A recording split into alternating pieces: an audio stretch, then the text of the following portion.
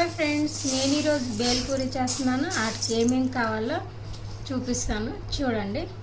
సన్నగా తరుక్కున్న ఉల్లిపాయలు, ఒక టమోటా, వేయించి పెట్టుకున్న పల్లీలు, పుట్నాల పప్పు ఇవన్నీ వేసి చేద్దాం.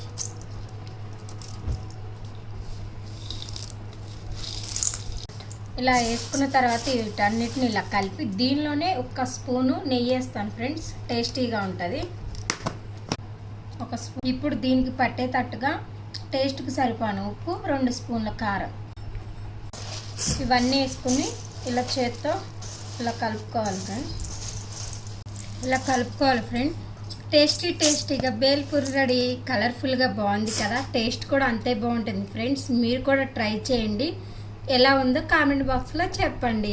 టేస్ట్ చేసి ఎలా ఉందో చెప్తాను ఫ్రెండ్స్. ఉప్పు కారం అంతా సరిపోయింది. టేస్ట్